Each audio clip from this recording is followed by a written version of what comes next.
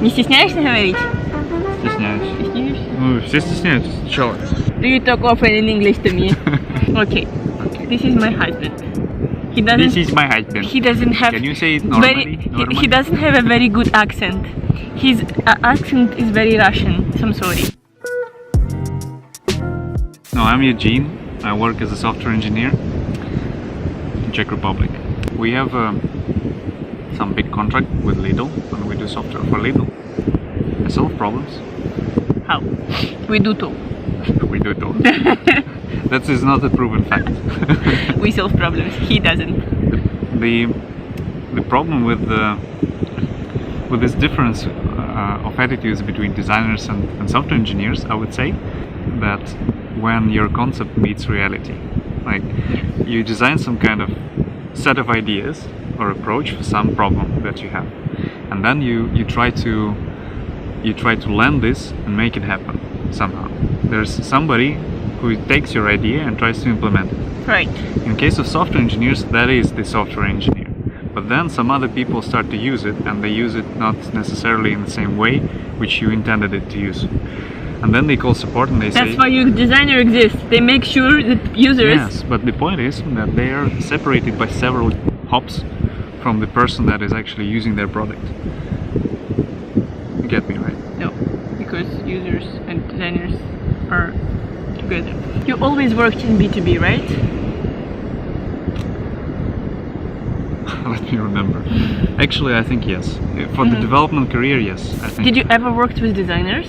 Like, did you ever had a product that was designed by designers, not by somebody who said, like, I want this thing, that's it? No, so we have a role in the project of a person who does these things, which is technically called business analyst, but it's not very it's not only business analysis, I would say. Yep. Usually business analysts are much more technical about the details, how exactly the process the application or some service should work. Yes. And then they pass it to developers and make sure it's done exactly like in a document. But for us it's more because they often work with the customer, they know the customer very well, and they also understand what they want or need better than the customer does. So they are kind of the core, the nucleus of all the changes in the application. You do have interfaces, do you? Graphical interfaces, yes. Of course. So your developer is doing these graphical interfaces, right? Yes. How is it? What? So, I don't know what you know about B2B projects, but they're usually not about looking good, and there's a lot of bullshit. 95% of the deal, 95% of the value that is expected from the software is actual function. For example, to be able to sell tickets. It doesn't matter if it's not convenient. It doesn't matter that if it takes 4 more steps or clicks or go back to the page, and it's really bad for the user, as long as it performs a function. That's basic. That's ground level requirement. The question is, doesn't it make sense to imagine you already spent a lot of money to train some people, not to say, you have some trainers who help new customers to onboard by explaining how to use the software, and they have to do it all over again and again and again and again. Isn't it more efficient to just design an interface that would speak for itself, and then you don't have to spend money constantly on these trainers? Again, this is an accounting question. And the problem is that with B2B applications, you don't have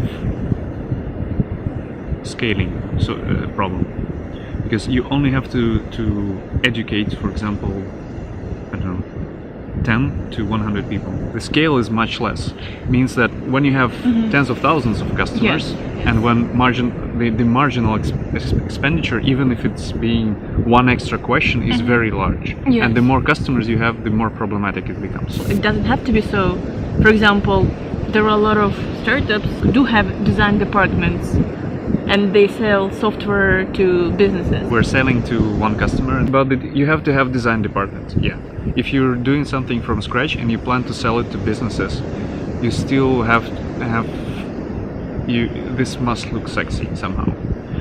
But I have seen so many times that this is kind of balance. Yes. Like you have to be competitive as a business, as a software development business, and very often it looks like, I'm not sure of that, but it looks like that you have to choose between it actually having more reliable features and having a good design and UX. And in case of business applications, it looks to me that companies tend to be in the first bracket. They tend to put all their efforts in providing maximum amount of functionality. For example, I know some integration platform that allows you to integrate some authentication within your organization. The more things you can connect, for example, if you have a verified source of information, for example, your identity card from the country, and you can use this to authenticate at work, for example, that's a feature, right? Yeah. Or you can have your taxpayer code, that's another feature. And if it all looks like garbage, but it still works, it's okay. On the other hand, the B2C applications, they cannot afford to look bad, because regular people, they don't have, they have more alternatives usually. Usually the software that you're using is not really brand new. It's not like there's only one way you can do this in the whole world. And usually if there is, it's ugly. Okay. For example, I can submit taxes only one way in Ukraine, and it looks really ugly. Yeah. So your point is that it all comes to the scaling. Like if that's B2B service, let's say, which has to serve maybe like 10, 15, maximum 50 people, it's okay to be ugly. We can teach 50 people how to use it. They will get used to it. They will eat it. But if you are selling the business to other businesses and you are planning to grow to whatever 1,000 customers, then you would have to have a design department and do it nicely. Yes, this kind of prioritization is really really dependent on who and how much you intend to sell. Okay. So this is really, for me, in my view, like in my experience, this is really. How many people using your software, the software you are working on? Probably under 1,000. That's a lot. But we have 10,000 stores. It's like all Lidl in all Europe. It's so 1,000 people has countries. to use horrible software. It's not horrible. Okay, not very usable, but still you making. You don't know. You have never seen it. I haven't. But it looks bad, and you have to learn it, and then you get used to it. Yes, and this is how it works. 1,000 poor people. And that's how it works for everyone. Okay, Eugene, your conclusions, please, to our discussion. UX is a matter of scale. Okay. I would say quality UX is a matter of scale to me. And I would like to work someday in some place. Very good UX designer. Very good wife. Me, UX designer. Very good. You spoiled it, you know. We had so serious discussion, and then you is always me. No, okay. No, I'm very humble. Oh, this is the good designer, good engineer. Goodbye. Hi, Thank you.